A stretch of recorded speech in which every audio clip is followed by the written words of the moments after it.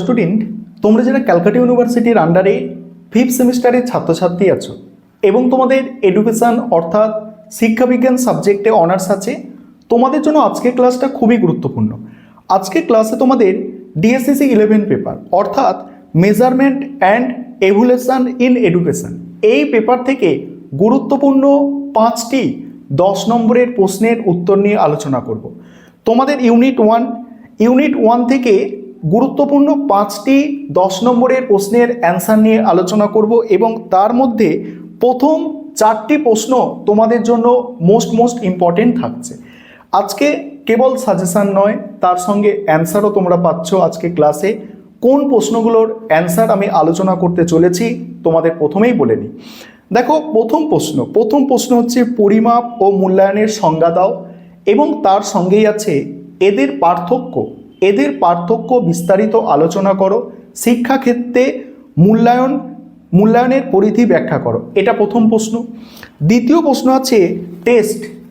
প্রশ্ন আছে কি টেস্ট, পরিমাপ ও মূল্যায়নের পারস্পরিক সম্পর্ক আলোচনা করো।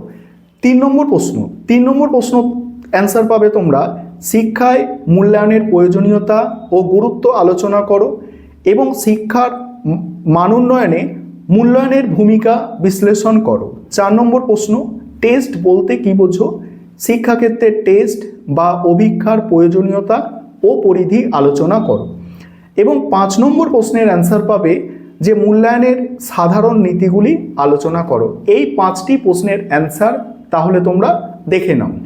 এবারে তোমরা গুরুত্বপূর্ণ প্রশ্নের উত্তরগুলি দেখে নাও। প্রথম প্রশ্ন তোমাদের যেটা বলেছিলাম, পরিমাপ ও মূল্যায়ন এর সংজ্ঞা দাও, এদের মধ্যে পার্থক্য বিস্তারিত আলোচনা করো, শিক্ষাক্ষেত্রে মূল্যায়ন পরিধি ব্যাখ্যা করো।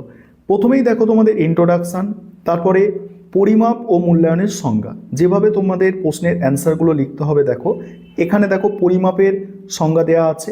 কি বলা হচ্ছে, শিক্ষাবিজ্ঞানে পরিমাপ বলতে বোঝায় কোনো ব্যক্তি বা বস্তুর নির্দিষ্ট কোনো বৈশিষ্ট্যকে নিয়ম অনুযায়ী সংখ্যার মাধ্যমে প্রকাশ করা। অর্থাৎ শিক্ষার্থীর পারদর্শিতা বা কোনো গুণকে যখন পরিমাণগতভাবে বা অঙ্কের ভাষায় প্রকাশ করা হয় তখন তাকে পরিমাপ বলে। এটি মূলত কতটা বা কী পরিমাণ, এই প্রশ্নের উত্তর দেয়। এইভাবেই মূল্যায়ন কি সেটার ডেফিনেশন দেওয়া আছে। তারপরে পরিমাপ এবং মূল্যায়নের মধ্যে পার্থক্য, এই অংশটা দেখো। এখানে প্রথমত দ্বিতীয়ত এইভাবে পার্থক্য তোমাদের জন্য তৈরি করা আছে। প্রথমত দ্বিতীয়ত এইভাবে লিখতে হবে। দেখো, এতগুলো প্রশ্নের অ্যান্সার পড়ে বলা সম্ভব নয়, আমি তোমাদের পয়েন্টগুলো দেখাচ্ছি এবং খুব ধীরে ধীরে স্ক্রল করে যাচ্ছি। তোমরা দেখে নাও বা তোমাদের স্ক্রিনশট করে নিতে পারো বা ভিডিওটাকে পজ করে খাতায় লিখে নিতে পারো, অ্যান্সারগুলো দেখে নাও, অ্যান্সারটা দেখো। আর এই ধরনের কোয়ালিটির অ্যান্সার তোমাদের করতে হবে। এইচএস লেভেলের অ্যান্সার করলে অনার্সে কিন্তু হবে না, বা যারা পাস কোর্সে পরীক্ষা দিচ্ছে তাদের মতো অ্যান্সার করলেও অনার্সে কিন্তু হবে না। যে ছোট ছোট 2-1টা পয়েন্ট কালারিং করে, হলুদ কালার মানে বিভিন্ন রকম কালার করে একটুকুনি 1 পেজ অ্যান্সার লিখে দিলে এইভাবে অ্যান্সার কিন্তু হয় না। আর কোনো বই থেকে হুবহু অ্যান্সার কিন্তু নোটসে তৈরি করা যায় না, অর্থাৎ তাহলে নোটস এবং বইয়ের মধ্যে কোনো তফাৎ থাকতো না। নোটস মানে কি, তুমি 5টা বই 4টে বই এক জায়গায় করছো, যে পোর্শনটা যেখান থেকে ভালো সেই পোর্শনটা সেখান থেকে তুলছো, সেটাকে কিন্তু নোটস বলে। বই আর নোটস তাই এক হয় না। এবারে দেখো টেস্ট, পরিমাপ, মূল্যায়ন, পারস্পরিক সম্পর্ক আলোচনা করো, এই প্রশ্নের উত্তরটা দেখো। প্রথমে তোমাদের ইন্ট্রোডাকশান দিতে হবে। ইন্ট্রোডাকশান অর্থাৎ ভূমিকাতে সেই টেস্ট, পরিমাপ এবং মূল্যায়ন কি এটা একটু সংক্ষেপে বলা আছে। তারপরেই দেখো কি বলা আছে, ব্যাপকতার ভিত্তিতে সম্পর্ক এবং ব্যাপকতার ভিত্তিতে সম্পর্ক, যেখানে যৌক্তিক সম্পর্কের কথা বলা হয়েছে। তারপরে কার্যকারী সম্পর্ক ও পারস্পরিক নির্ভরতার কথা বলা হয়েছে। দেখো তোমরা সম্পূর্ণ অ্যান্সার দেখো, আমি খুব ধীরে ধীরে স্ক্রল করে যাচ্ছি তোমাদের পয়েন্টগুলো দেখিয়ে। তারপরে দেখো পরিমাণগত ও গুণগত সম্পর্কের সংমিশ্রণ, এই পয়েন্টটা দেখো। এইভাবে তোমাদের কিন্তু লিখতে হবে। এবং দেখো এখানে ভালো নম্বর পাওয়ার কৌশল দেখো, যেমন মূল্যায়ন মানে কি, পরিমাপ প্লাস গুণগত বিচার, এইভাবে তোমাদের কিন্তু লিখতে হবে। এই পেপারের নোটস এইভাবেই তোমাদের লিখতে হয়। এবার উপসংহার দেখতে পাচ্ছ, এইভাবে উপসংহার দিয়ে তোমাদের অ্যান্সারটা শেষ করতে হবে। এবারে তিন নম্বরের প্রশ্ন যেটা আছে দেখো, 3 নম্বর প্রশ্ন আছে শিক্ষায় মূল্যায়নের প্রয়োজনীয়তা ও গুরুত্ব আলোচনা করো আর শিক্ষার মান উন্নয়নে মূল্যায়নের ভূমিকা। এখানে প্রথমে তোমরা ইন্ট্রোডাকশন অর্থাৎ ভূমিকা দিলে, ঠিক আছে। তারপরে শিক্ষার্থীর পারদর্শিতা যাচাই ও নির্দেশনা দান পয়েন্ট করে এভাবে যেভাবে অ্যান্সার করা আছে এইভাবে তোমাদের লিখতে হবে। তারপরে দেখো শিক্ষণ পদ্ধতির উৎকর্ষতা সাধন এবং শিক্ষাক্ষেত্রে আত্মমূল্যায়ন, মোস্ট ইম্পর্টেন্ট পয়েন্ট, এই পয়েন্টটা তোমাদের এখানে যুক্ত করতেই হচ্ছে। তারপরে আছে দেখো শিক্ষার মান উন্নয়ন ও পাঠ্যক্রম সংস্কারে ভূমিকা। নেক্সট দেখো উপসংহার, নেক্সট হচ্ছে উপসংহার, এইভাবে তোমাদের অ্যান্সার করতে হবে, ঠিক আছে। আবারও বলছি যে যারা মাইনর সাবজেক্টের পরীক্ষা দিচ্ছে তাদের মতো অ্যান্সার তোমাদের করলে চলবে না, বা এইচএস লেভেলে তোমাদের যাদের এডুকেশন সাবজেক্ট ছিল সেই লেভেলে অ্যান্সার করলে চলবে না, এখানে কিন্তু ভালো করে লিখতে হবে। তারপর টেস্ট বলতে কি বোঝো, শিক্ষাক্ষেত্রে টেস্ট বা অভিজ্ঞার প্রয়োজনীয়তা ও পরিধি আলোচনা করো। দেখো এখানে প্রথমেই তোমাদের ভূমিকা দিতে হবে, আর তারপরে টেস্ট বা অভিজ্ঞার ধারণা।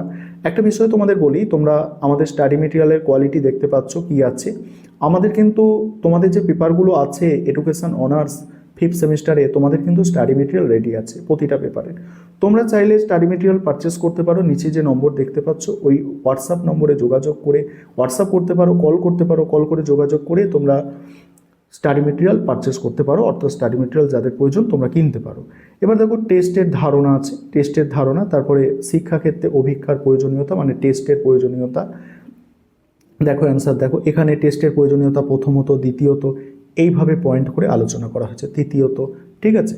আর আমাদের ওয়ার্ড যে লিমিট সেটাকে কিন্তু মেনটেন করা হয়েছে, খুব বেশি অত্যাধিক লেখাও এখানে নেই আর খুব কম বাচ্চাদের মতো লেখাও নেই। অনার্স লেভেলে যেমন লিখতে হয় সেইভাবে, সেই চিন্তাধারা মাথায় রেখে তোমাদের জন্য উন্নত মানের নোটস সবসময়ই তৈরি করা হয়ে থাকে আমাদের পক্ষ থেকে। এবার অভিজ্ঞার পরিধি যেটা আছে দেখো, অভিজ্ঞার পরিধি শিক্ষাগত পরিধি আছে, তারপরেই আছে দেখো, তারপরে হচ্ছে মনস্তাত্ত্বিক পরিধি, তারপরে প্রশাসনিক ও গবেষণামূলক পরিধি, তারপর উপসংহার, এইভাবে প্রশ্নের অ্যান্সার শেষ করা আছে। এবং শেষ যে প্রশ্নটা আছে দেখো, মূল্যায়নের সাধারণ নীতিগুলি অর্থাৎ জেনারেল যে প্রিন্সিপাল আছে সেটা আলোচনা করতে বলা হয়েছে। প্রথমেই সেখানে ভূমিকা অর্থাৎ ইন্ট্রোডাকশান তোমাদের দিতে হবে। তারপরে দেখো, তারপরে হচ্ছে এখানে পয়েন্টগুলো দেখো, প্রথমে হচ্ছে নিরবচ্ছিন্নতার নীতি, ঠিক আছে। তারপরে আছে দেখো নিরবচ্ছিন্নতার নীতির পরে হচ্ছে সামগ্রিকতার নীতি। নেক্সট আছে দেখো, নেক্সট হচ্ছে উদ্দেশ্যমুখিতার নীতি। আর তারপরে দেখো, তারপরে আছে দেখো কৌশল ও উপযুক্ত কৌশল ও প্রবিধি নির্বাচনের নীতি। এবং নেক্সট হচ্ছে উপসংহার, এইভাবে প্রশ্নের উত্তর শেষ করা হয়েছে। এবং তোমাদের আমি পরের ক্লাসে অন্য কোনো পেপার বা এই পেপারেরই 5 নম্বরের প্রশ্নের অ্যান্সার কীভাবে লিখতে হয় সেটা নিয়ে আলোচনা করব। আর তোমাদের যাদের স্টাডি মেটেরিয়াল পারচেস করার দরকার আছে, এই ধরনের কোয়ালিটির স্টাডি মেটেরিয়াল পারচেস করার দরকার আছে, তোমরা যোগাযোগ করতে পারো।